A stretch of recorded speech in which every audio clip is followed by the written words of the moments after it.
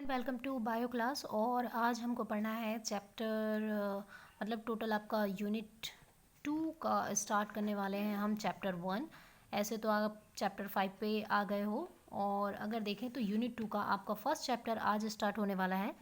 तो स्टार्ट करते हैं चैप्टर 2 का चैप्टर 1 सॉरी यूनिट 2 का चैप्टर 1 क्या है? Morphology of flowering plant. Morphology of flowering plant अगर देखें तो फ्लावरिंग प्लांट मतलब कि आपको क्या करना है,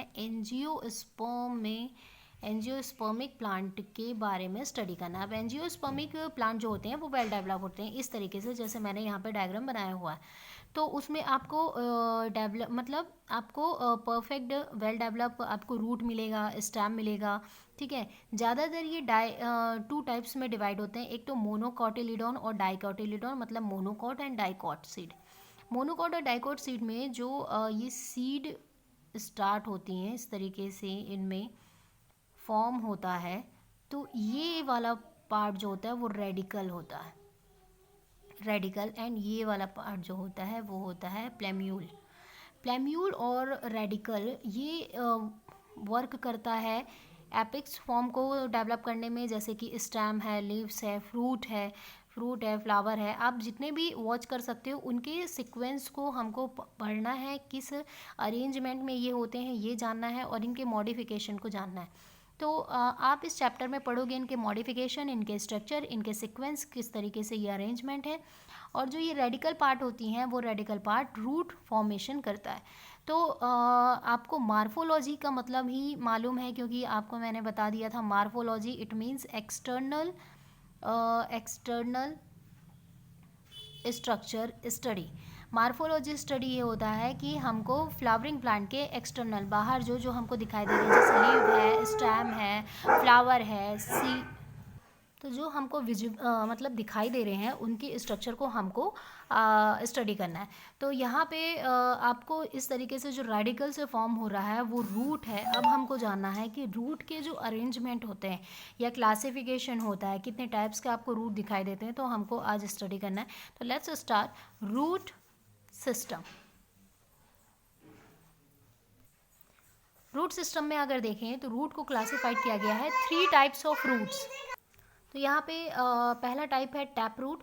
टैप रूट जो रेडिकल होते हैं, जो मेन, इनको हम ट्रू रूट भी बोलते हैं, ट्रू रूट। ठीक है, क्योंकि इनमें क्या होता है कि जैसे सब ये सॉइल सरफेस है, यहाँ से जो रेडिकल डेवलप करने लगते हैं, तो ये मेन रेडिकल होते हैं। इस रेडिकल से और ब्रांचेस निकलती हैं, जैसे प्राइमरी से एक और निकली वो सेकेंडरी से और निकली ये टर्शरी।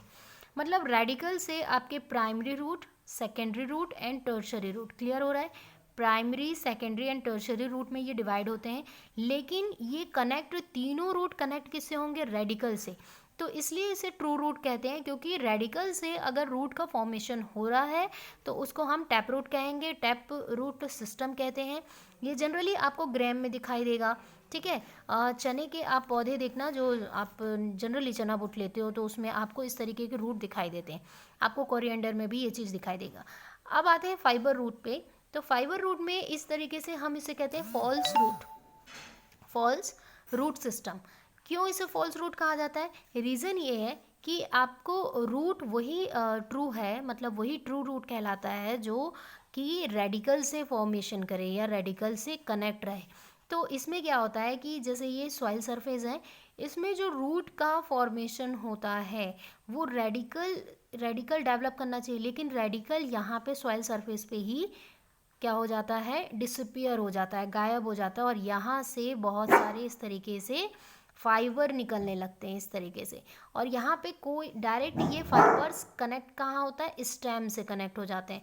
ठीक है, मतलब कि प्ल्यूमिला से कनेक्ट रहते हैं, तो इस तरीके से डायरेक्टली ये फाइबर रूट में कन्वर्ट रहते हैं। तो ये इसमें क्या हो गया कि रेडिकल क्या हो रहा है? डिसअपियर हो रहा है। ठीक है ना, रेडिकल डिसअपियर हो रहा है, मतलब कि ये डायरेक्ट फाइबर है, तो ये फाइबरिंग रूट दिखाता है, जैसे कि वीट है, राइस है, इनमें आपको देखने को मिलेगा। इसलिए इसे फॉल्स फ्रूट कहते हैं, बिकॉज इसमें रेडिकल प्रेजेंट नहीं रहता है। अब आते हैं एडवेंटियस रूट। ये एक तरह का एडवांटेज रूट भी होता है, बहुत इंपॉर्टेंट रूट है। ये एक तरह के ब्रांचेस रूट होते हैं जो सपोर्टिंग देते हैं, जैसे बनियन ट्री।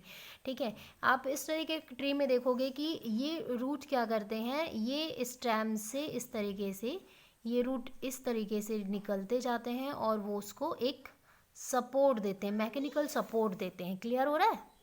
तो इस तरीके से मैकेनिकल सपोर्ट देता है। तो एडवांटेज जितने भी आपके रूट सिस्टम है वो आपको बनियन ट्री है और भी बहुत सारे ऐसे ट्रीज आपको दिखाई देते हैं जिनमें से इस तरीके से रूट आपको ब्रांच फॉर्म में निकलते हुए दिखाई देंगे और ये सॉइल सरफेस की ओर ग्रोथ करने लगते हैं। ठीक है, तो ये 3 टाइप्स ऑफ रूट सिस्टम आपने देखा।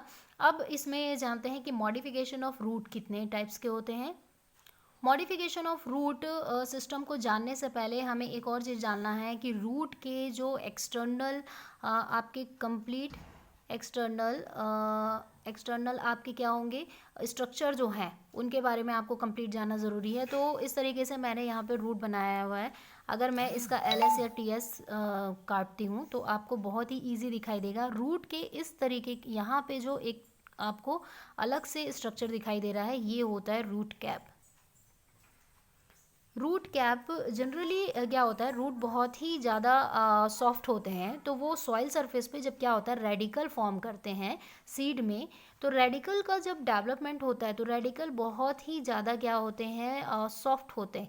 तो वो क्या होते हैं कि सॉइल सरफेस पे जाने के लिए उनके एक्सेस पे एक अपने आप ऑटोमेटिक मेटामेरिज्म टिश्यू से स्ट्रक्चर बनने लगता है जो काफ़ी हार्ड होता है और वो फिर सॉइल के अंदर ईजिली इंजेक्टेबल हो जाता है। क्लियर हो रहा है यहाँ पे? तो इस तरीके से रूट कैप का मेन फॉर्मेशन ये होता है।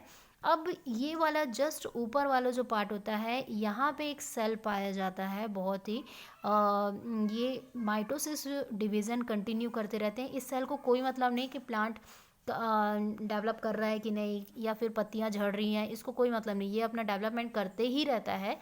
तो ये जो पूरा एरिया होता है इसको हम कहते हैं मैरिस्टेमेटिक। मैरिस्टेमेटिक एरिया होता है ये एक तरह का। इसमें जो सेल होते हैं वो मैरिस्टमिज्म होता है। इसको मेटामेरिज्म भी बोलते हैं, मेटामेरिज्म सेल।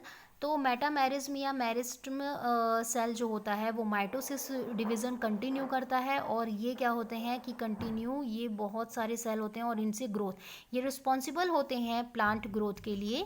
ये क्या होंगे, रिस्पॉन्सिबल होते हैं ग्रोथ के लिए। याद रखना, कई बार ये क्वेश्चन आता है ग्रोथ के लिए कौन रिस्पॉन्सिबल है।